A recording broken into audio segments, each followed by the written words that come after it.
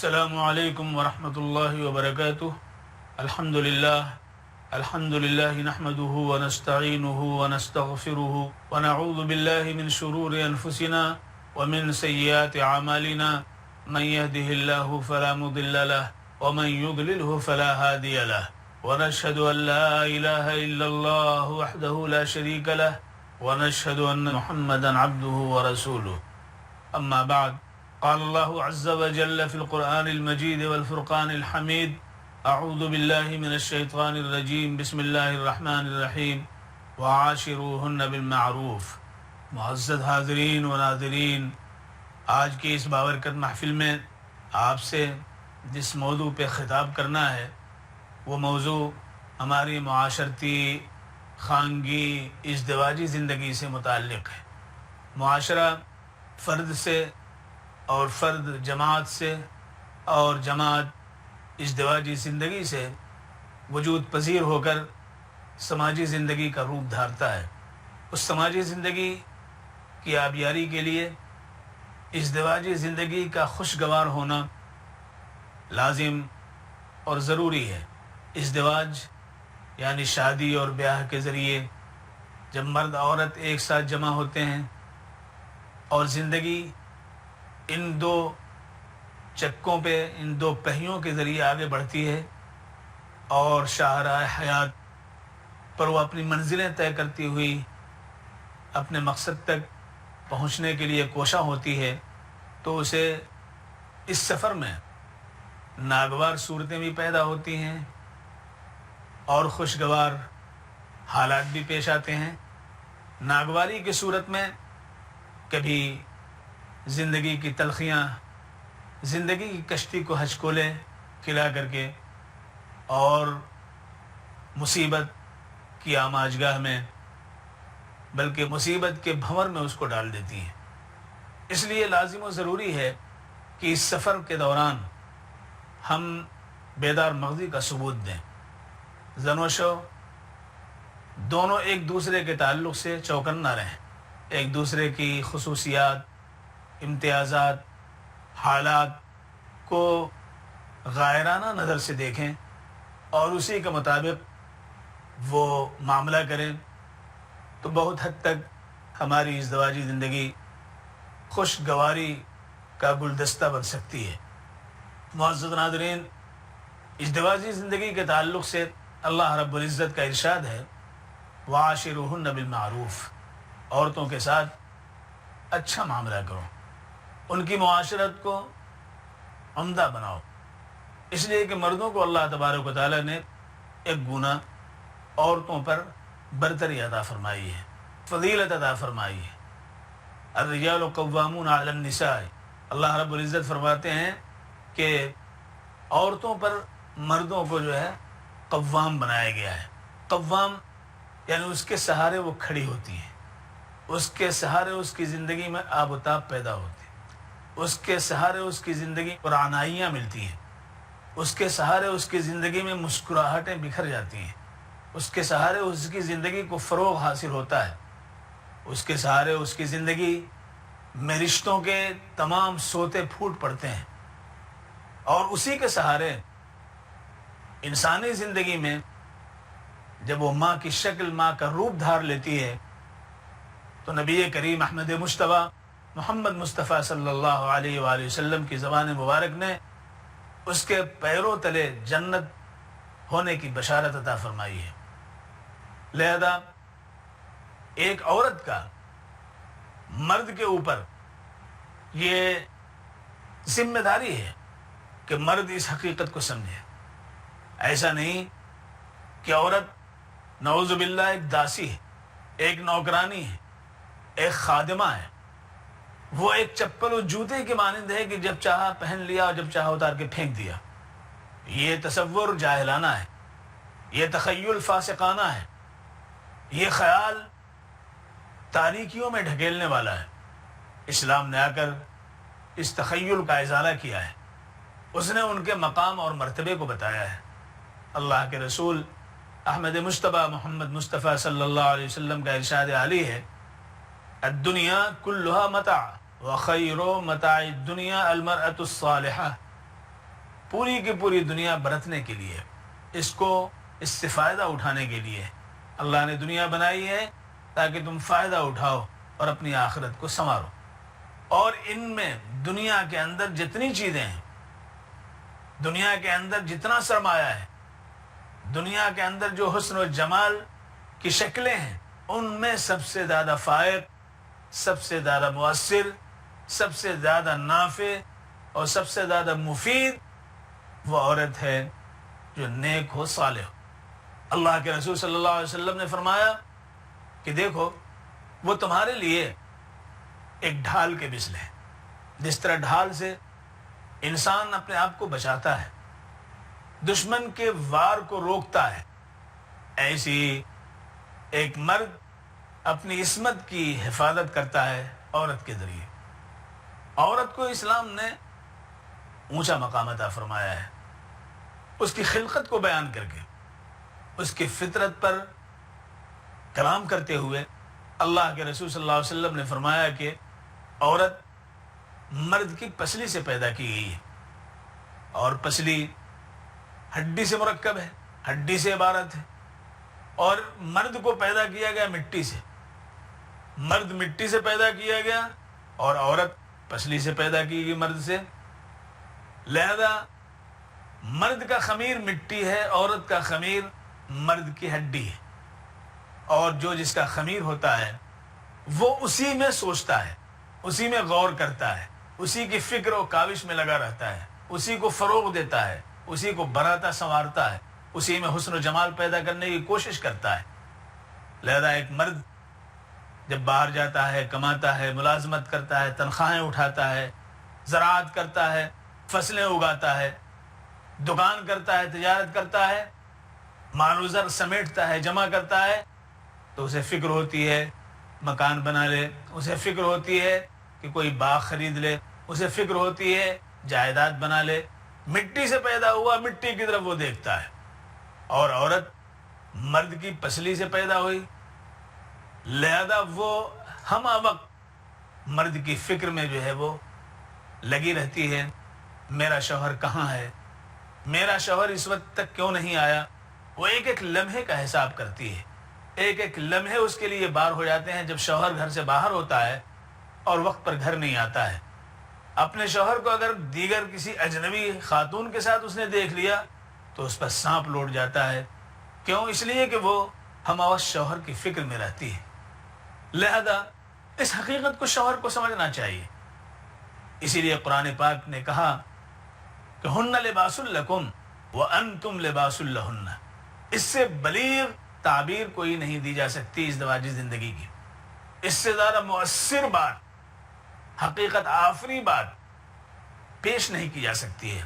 جو قرآن پاک کہہ رہا ہے ازدواجی زندگی کے تعلق سے، اس کی نزاکت کو، اس کی نفاست کو، اس کی حقیقت کو واضح طور پر بیان کرتے ہوئے کہ ہن لباس لکم، کہ وہ عورتیں، بیویاں تمہارا لباس ہے اور تم ان کے لباس ہو، وہ تمہارا لباس ہے اور تم ان کے لباس ہو۔ لباس ساتر ہوتا ہے، لباس ہمارے جسمانی عیب کو چھپاتا ہے، لباس ہمیں حسن و تجمل عطا کرتا ہے، لباس جمال آفری ہوتا ہے، لباس ہمارے خوش ہندامی کو فروغ دیتا ہے، لباس ہمارے لیے خوشی اور مسرت کا باعث ہونے کے ساتھ ساتھ ہمیں گرمی سے، سردی سے بچاتا ہے، وہ ضرر سے حفاظت کرتا ہے اور حسن و جمال میں اضافہ کرتا ہے۔ لہذا ایک خاتون کو، ایک بیوی کو اور شوہر کو باہم لباس کہا گیا ہے۔ اس بلیغ تعبیر کے ذریعے ہماری ازدواجی زندگی کو سنوارنا مقصود ہے کہ اگر خدا نخواستہ عورت کے اندر کوئی کمی ہے تو مرد کو چاہیے کہ اس کو چھپا لے، اور مرد کے اندر کوئی کمی ہے تو عورت کو چاہیے، بیوی کو چاہیے کہ اس کو مخفی رکھے، اور باہم مل کر کے اس نقص کا ازالہ کر کے دونوں ایک خوشگوار زندگی اپنانے کی کوشش کریں۔ جس طرح لباس میلا ہو جاتا ہے تو اس کو اتار کر کے، صاف کر کے، پریس کر کے پھر اس کو استعمال کیا جاتا ہے، ایسی باہم زندگی میں اگر کبھی تکدر کی کیفیت، بیزاری کی حالت یا دوری و مہجوری کا احساس پیدا ہونے لگے تو ہمیں چاہیے کہ غور کر کے اس میل کو صاف کرنے کی کوشش کریں، اچھے اخلاق کے ذریعے، اچھے عادات کے ذریعے۔ اگر ایک بات کوئی ناپسندیدہ پیش آ جائے شوہر کی طرف سے یا عورت کی طرف سے، تو دونوں کو یہ سوچنا چاہیے کہ سینکڑوں باتیں ہیں جو پسندیدہ ہیں، اور ایک بات ناپسندیدہ آ گئی تو اس سے ہمیں گزر جانا چاہیے۔ اسی لیے اللہ رب العزت نے کہا ہن لباس لکم وانتم لباس لہن۔ ناظرین، ایک چھوٹے سے بریک کے بعد پھر آپ سے مخاطب ہوں گے۔ ناظرین، اس بریک کے بعد ہم آپ کے سامنے ہیں، آپ سے مخاطب ہیں۔ اللہ رب العزت نے اپنے نبی کی زبان مبارک سے اس حقیقت کو ظاہر فرمایا کہ استوصوا بالنساء خیرا فإنکم اخذتموہن بأمان اللہ واستحللتم فروجہن بکلمت اللہ۔ اے لوگوں کے ساتھ خیر و بھلائی کی میری وصیت قبول کرو۔ اللہ کے رسول کی زبان سے وصیت قبول۔ استوصوا بالنساء خیرا، عورتوں کے ساتھ خیر کا معاملہ، خوشگوار موڈ میں آئیں اور خوشگوار موڈ کو فروغ دیں، یہ کوشش تمہاری ہونی چاہیے۔ کیوں؟ فَإِنَّكُمْ أَخَذْتُمُوهُنَّ بِأَمَانِ اللَّهِ، تم نے ان کو اللہ کے امان کے حوالے سے قبول کیا ہے، اور ان کے ساتھ زندگی گزارنے، ان سے صحبت کرنے کو اللہ کے قانون کے مطابق تم نے جو ہے لیا ہے۔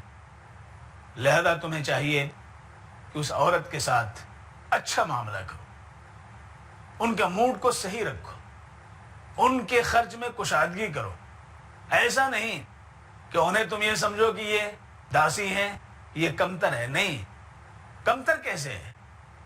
اس کی فطرت جس سے وہ پیدا کی گئی، سوچو وہ ہڈی سے پیدا کی گئی، اور ہڈی مٹی کے مقابلے میں توانا طاقتور ہوتی ہے، اس کے اندر اسٹمنا ہے۔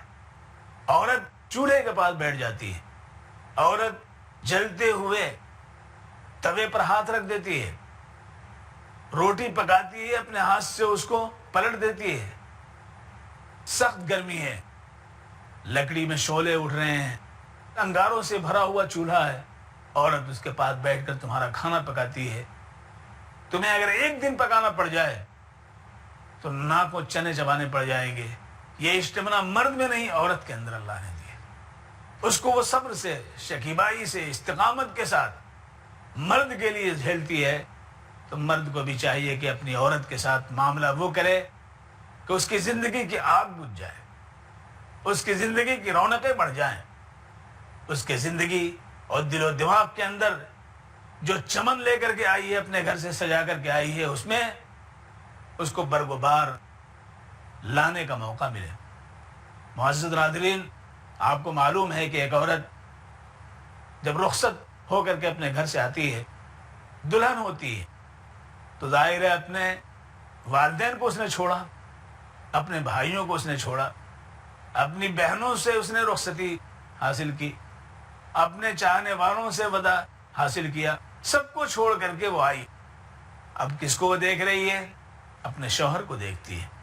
وہ یہ چاہتی ہے کہ والدین کی محبت و شفقت و مامتا میرے شوہر سے ملے، اپنے خیش و اقارب کی محبتیں اس کی زندگی سے حاصل ہو۔ لہذا سب محبتوں کی آماجگاہ شوہر کو سمجھتی ہے۔ اب اگر شوہر اس کے ساتھ معاملہ اچھا سلوک نہیں کرتا، اچھا معاملہ نہیں کرتا ہے، تو اس کا دل دکھتا ہے، اس کا خواب شرمندہ تعبیر نہیں ہوتا، اس کے دل پاش پاش ہو جاتے ہیں، اس کی زندگی مات پڑ جاتی ہے، اور نتیجہ کیا ہوتا ہے کہ خوشگواری کے بجائے ناگواری پیدا ہونے لگتی ہے۔ یہ صرف اس لیے کہ ایسے وقت میں شوہر دیندار نہیں ہے، دینی بصیرت نہیں رکھتا ہے، تو پھر کیا کرتا ہے کہ اپنی بیوی کو وہ برا بھلا کہتا ہے۔ اگر اس سے کوئی غلطی ہو جائے، کوئی چوک ہو جائے، تو اسی کو نہیں بلکہ اس کے والدین کو، اس کے خاندان کو ناز کرتا ہے، ان کو برا بھلا کہتا ہے۔ تو ظاہر ہے کہ ایک عورت اس گھر کے اندر ہے، خاموش سنتی ہے، لیکن دل کے ٹکڑے ہوتے رہتے ہیں۔ اور جب ناگواری کے ساتھ زندگی گزاری جائے تو اس گھر کے اندر برکت کیسے آئے گی، رحمت کیسے آئے گی؟ ہمیں سوچنا چاہیے تھوڑی دیر کے لیے کہ عورت و مرد میں قسام ازل نے کوئی فرق نہیں کیا ہے، کائنات کے رب نے کوئی فرق نہیں کیا ہے۔ وہ کہتا ہے اعوذ باللہ من الشیطان الرجیم والمؤمنون والمؤمنات بعضهم اولیاء بعض یامرون بالمعروف وینہون عن المنکر ویقیمون الصلاة ویؤتون الزکاة ویطیعون اللہ ورسولہ اولئک سیرحمهم اللہ ان اللہ عزیز حکیم۔ مومن مرد اور مومن عورتیں ایک دوسرے کے دوست ہیں، وہ امر بالمعروف اور نہی عن المنکر کا فریضہ انجام دیتے ہیں، نماز قائم کرتے ہیں، زکوٰۃ ادا کرتے ہیں، اللہ اور اس کے رسول کی فرما برداری کرتے ہیں۔ وہی وہ ہیں کہ اللہ کی رحمت ان پہ نازل ہوتی رہے گی۔ بے شک اللہ اپنی رحمتوں سے انہیں شاد کام و بہرور کرنے پر قادر ہے، غالب ہے اور حکمت والا ہے۔ لہذا اللہ کا وعدہ ہے کہ اللہ انہیں جنت میں داخل فرمائے گا۔ وعد اللہ المؤمنین والمؤمنات، اللہ ایمان والے مرد عورتوں دونوں سے وعدہ فرماتا ہے۔ تو اللہ نے کوئی فرق نہیں کیا کہ مرد ہونے کی وجہ سے اس کو تو جنت دے، مرد ہونے کی وجہ سے اس کی ذمہ داریاں یہ ہیں، نہیں، اس ذمہ داری میں شریک رکھا ہے اس معبود برحق نے۔